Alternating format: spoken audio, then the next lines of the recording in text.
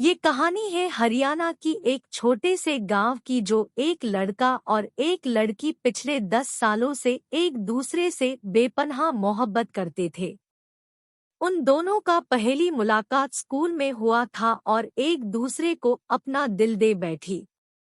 लेकिन अब उन दोनों की परिवार उन दोनों की रिश्ता से राजी नहीं थे और वह दोनों भी परिवार के खिलाफ जाकर रिश्ता जोड़ना भी नहीं चाहता था। लड़का का नाम था राहुल और लड़की की नाम था रीता। एक दिन राहुल ने रीता फोन करके कहा, रीता, हम क्या आखिरी बार मिल सकते हैं?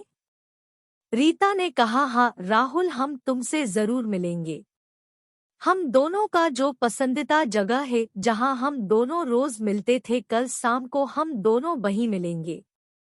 राहुल ने कहा, हम रोज की तरह कल भी तुम्हारे लिए बेसब्री से इंतजार करेंगे। जब शाम को दोनों मिले तब वह दोनों बहुत रोए और बहुत बातें की। दोनों ने एक दूसरे से वादा किया कि हम आज के बाद इस जिंदगी में दोबारा कभी नहीं मिलेंगे। राहुल ने अपने जेब से पर्स निकला जिसमें वह दोनों की एक साथ फोटो था। राहुल ने वह फोटो को बीच में फाड़ कर रीता की फोटो आने पर्स में डाल लिया। रीता बहुत रो रहा था और रोते रोते कहा, राहुल, तुम मेरा तस्वीर आपने पर्स में क्यों डाल लिया? राहुल ने कहा, जब भी तुम्हारा याद आए तब ये तुम्हारी तस्वीर देखकर वह सारे प्यार भरी लंबे महसूस कर सकूं। 10 सालों का प्यार इतना जल्दी भूलना, बहुत ही दर्द होता है यार।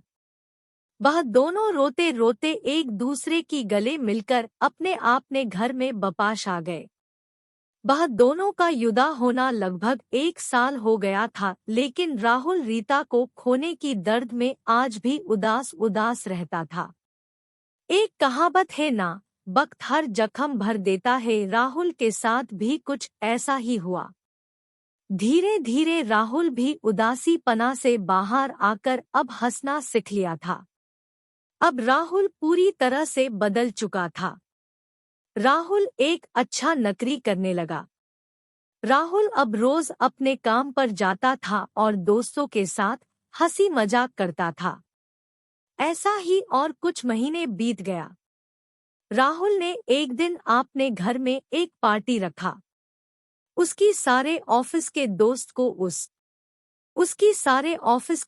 को उस बुलाया और उन्हीं में से एक ऑफिस के दोस्त ने कहा, राहुल, अचानक पार्टी किस लिए?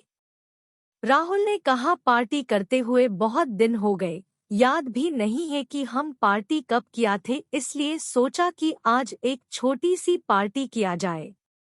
उस पार्टी में राहुल ने उसका एक बचपन की दोस्त नैना को भी बुलाया था। नैना ने भी राहुल से पूछा, अचानक ये पार्टी? राहुल ने नैना को कहा, ऑफिस की चक्कर में दोस्तों के साथ बात करने का मौका ही नहीं मिलता, बस इसलिए। सभी ने वह पार्टी में बहुत ही एंजॉय किया।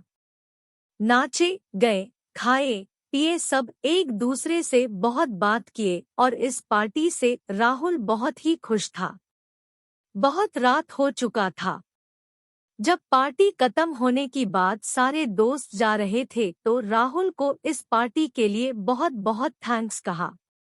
आखिर में जब नैना जा रहा था तब राहुल से गले लगाकर कहा, राहुल, मैं आज बहुत ही खुश हूँ क्योंकि आज मुझे लगा कि तुम अब रीता को भूल चुके हो और उसे भूलकर तुम भी अब बहुत ही खुश हो।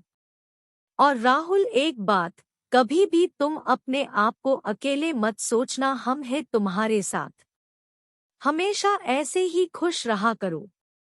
ये कहकर नैना वहां से चला गया। नैना जाने की बाद राहुल ने अपने घर की दरवाजा बंद किया और आपने पर्स में से रीता की तस्वीर निकलकर रीता को देखते हुए कहा, हैप्पी बर्थडे मेरी जान। तुम जहां भी रहो भगवान तुम्हें हमेशा खुश रखे। राहुल और रीता दोनों ने ही एक दूसरे का जब जन्मदिन आता था तब दोनों ने जन्मदिन एक साथ ही मनाता था और एक दूसरे को पसंदीदा गिफ्ट देता था।